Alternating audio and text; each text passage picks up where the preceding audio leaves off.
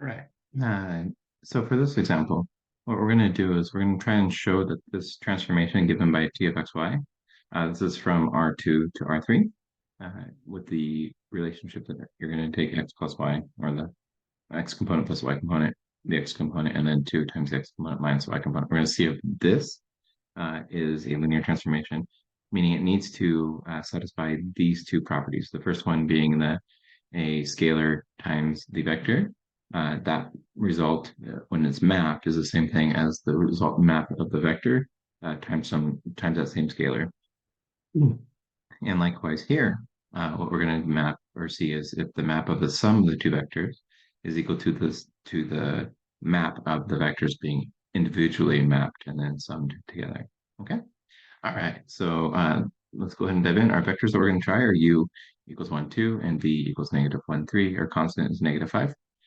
So first, to compute this one, c times u is going to give us, looks like negative 5 and negative 10.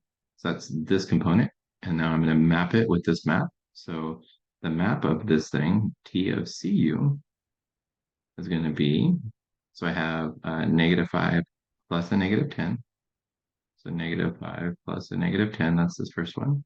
And then negative 5, that's the second component. And then 2 times negative 5 minus 10 for that second component there. And so simplifying the arithmetic, so we have negative 15, negative 5, and 2 times negative 5 is negative 10 plus a 5 is 0. Okay. All right. And so that's the map of TC. So now let's take the map of the result from mapping U and then see if it's equal to the same thing as C times it. So C is negative 5. So we're going to check times the map of U. So this is what we're checking now. And so to do that, the map of U is going to take, so they have negative 5 times u is 1 and 2, so it's going to be 1 plus 2, that's 3. And then we have the map of 1. Okay, so that is 1 there. And then we have 2 times 2 minus 2, so that is 0. Okay, and if we multiply each of these terms by a negative 5, we're going to get negative 15, negative 5, and 0.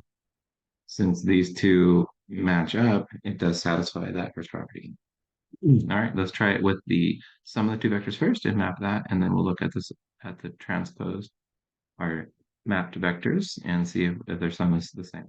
All right, so u plus v is going to be 1 plus a negative 1, 0, and 2 plus 3, that's going to give us 5.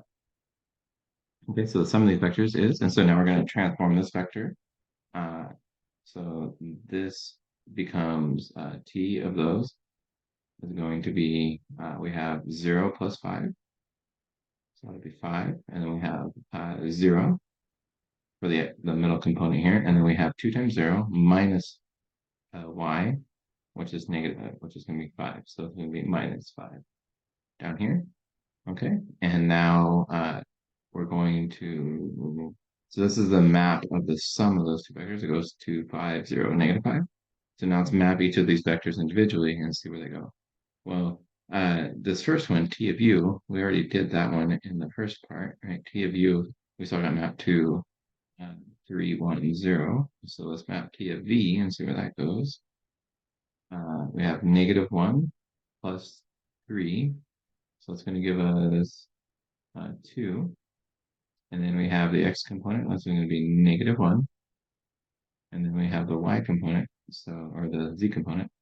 So it's going to be negative 2 times, or 2 times negative 1, so negative 2, minus 3. So it's going to be negative 2, yeah, it'll be minus 1. Okay.